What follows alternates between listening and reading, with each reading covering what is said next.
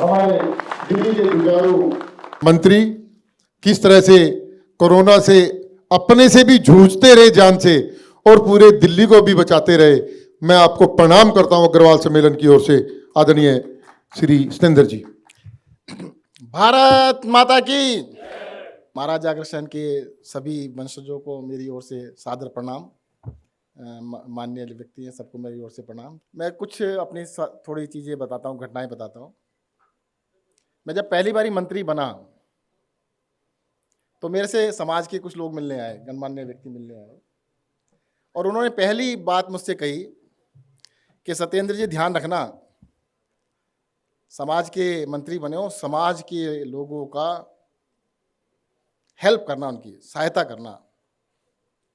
मैंने हाथ जोड़ के प्रार्थना करी, हे भगवान मेरे समाज के लोगों को इतनी शक्ति देना कि वो सबकी हेल्प कर सके।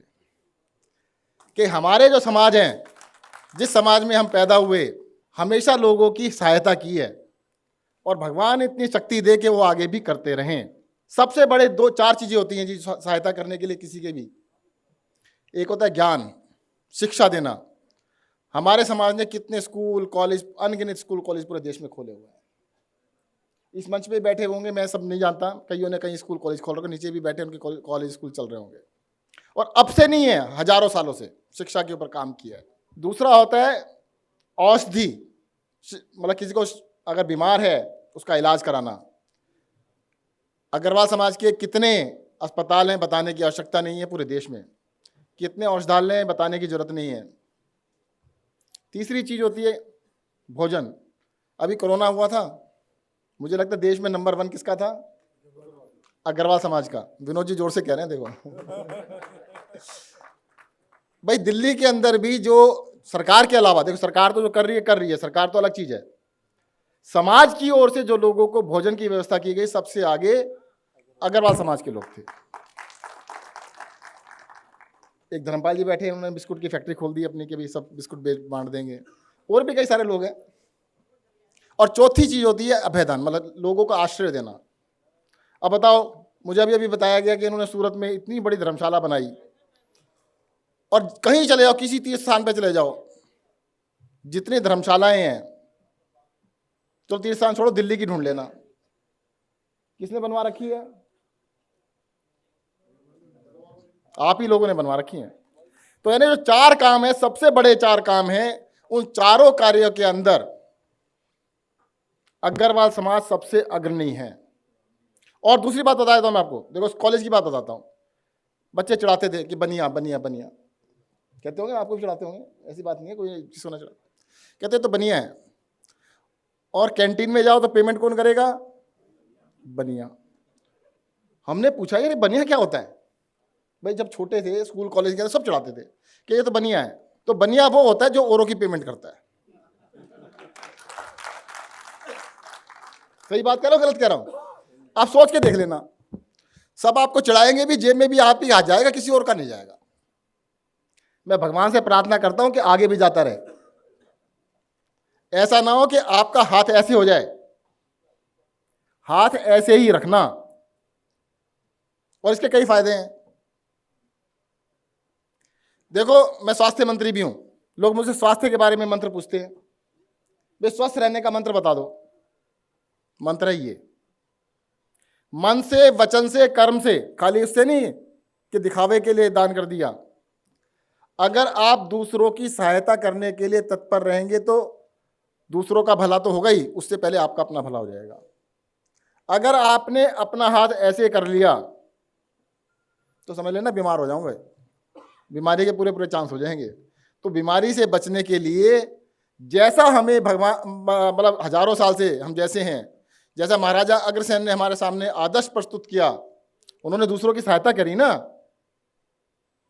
तो हम जितना भी कर सकते हैं भरसक सहायता करनी चाहिए। मैं तो एक चीज और कहता हूं जी, अभी राजनीति की बात किसने थोड़ी सी छेड़ी थी। देखो, राजनीति तब तक होती है जब इलेक्शन चल रहे होते हैं। इलेक्शन गए, राजनीति गई।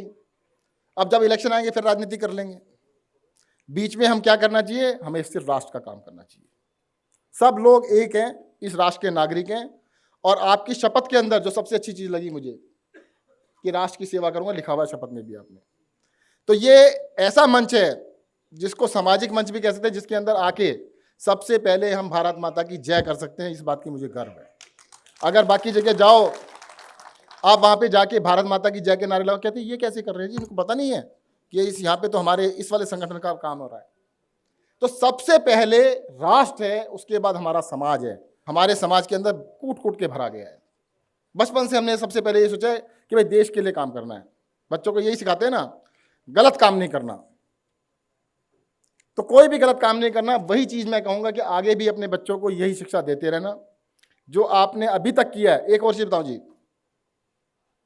हमें अपने अच्छे कामों का गर्व नहीं है। एक्सक्यूज देते हैं हम लोग, अच्छे काम कर रहे हैं तो उसका गर्व नहीं है, होना चाहिए। हमारे को कूट कूट के एक बात और सिखाई गई, नेकी कर, कितनी जोर से बोले सारे के सारे, देखो, नेकी कर कुएं में डाल, सारे बोले बदल डालो। आज के बाद सबने नेकी कर फेसबुक पे डाल। भाई साहब, सारा काम आप कर रहे हो, आप नेकी करके कहते नहीं पाप लगेगा, बता दिया किसी को तो हद हो गई यार। अगर पाप इसलिए लगेगा आपको, अगर आपने फेसबुक पे नहीं डाला तो दूसरे को प्रेरणा नहीं मिलेगी। देखिएगा, दिया जो जलता है ना, दिए का क्या काम होता है? रोशनी दिखाना नहीं। दिए का सबसे बड़ा काम होता है, रोशनी दिखाना तो दिए का काम है, पर उससे भी बड़ा काम होता है कि बुझने से पहले कितने दिए जला दिए। अगर आपने बहुत अच्छा समाज के लिए काम किया है तो 100 लोगों को, 1000 लोगों को, 10,000 लोगों को बताओ ना। ऐसा ना हो कि आप अच्छा काम करके जाओ, आपके बाद आने वाले लोगों को प्रेरणा ही ना मिले। आप इसलिए नहीं कि आपका मान बढ़े, इसलिए कि दूसरों को प्रेरणा मिले। जैसे अच्छाई फैलती है ऐसे बुराई भी फैलती है। आप चलो एक गलत काम करके दिखाओ, आपको फेसबुक पे डालने की जरूरत नहीं पड़ेगी। कौन डालेगा? के गुप्ता जी करे बराबर वाले डाल देंगे तुरंत। अरे उस दिन बैठे थे समाज में, ये कर दिया। अरे भाई साहब, अच्छा काम किया तो खुद तो बताना पड़ेगा। एक कहावत है, अपना ढोल खुद बजाना पड़ता है। और इसलिए नहीं कि अपने लिए बजाना है, इसलिए बजाना है कि हमारे आने वाली संतति को रास्ता दिखे कि अच्छे काम करने का अच्छा फल होना चाहिए।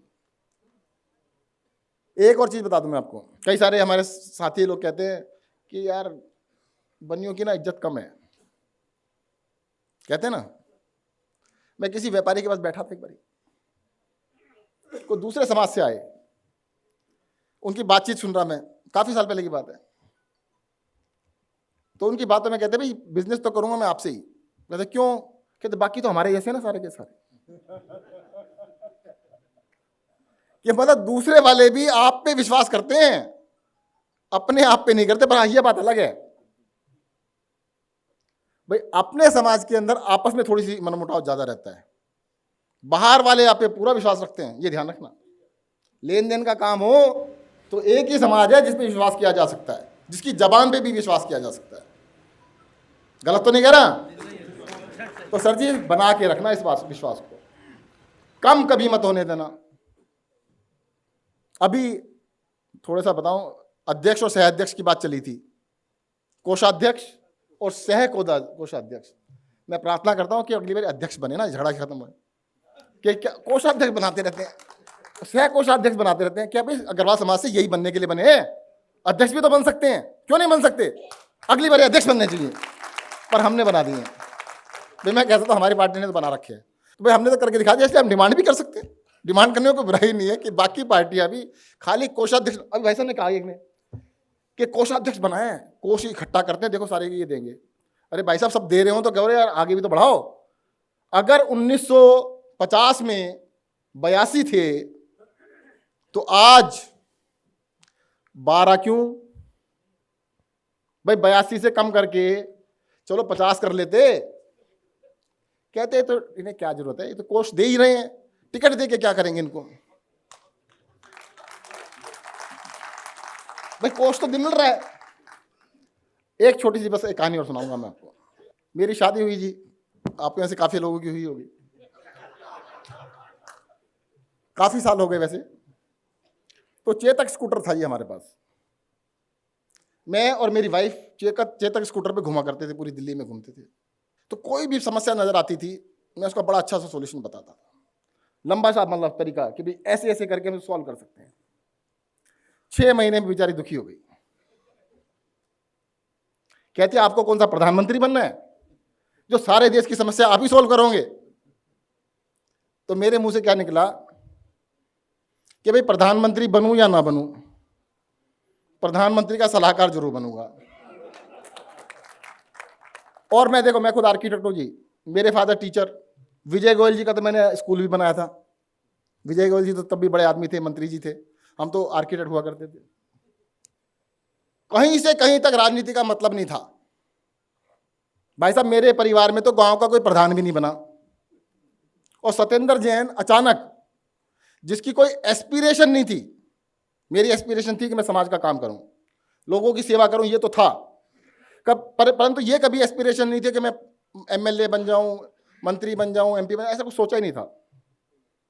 अचानक जगह एक्सीडेंटल प्राइम मिनिस्टर सुना था ना, तो एक्सीडेंटल बन गए, मंत्री बन गए। तो भाई साहब अचानक इलेक्शन लड़े, जीत गए, मंत्री बन गए। तो अब मुझे देख के लगता है कि यार वो बात सच होने जा रही है। कौन से वाली? कि मुंह से निकली थी प्रधानमंत्री तो नहीं बनूंगा, प्रधानमंत्री का सलाहकार बनूंगा। और प्रधानमंत्री कौन बनेगा? मैंने उनसे एक दिन कहा कि भाई आपको बनना हो ना बनना हो, मुझे सलाहकार बनना जरूरी है, इसलिए आपको बनना पड़ेगा। और बनाने वाले कौन हो सकते हो? भाई साहब सोच लेना, 75 साल हो गए इस देश को आजाद हुए, 25 साल और जोड़ लो आगे, 2147 में 100 साल पूरे हो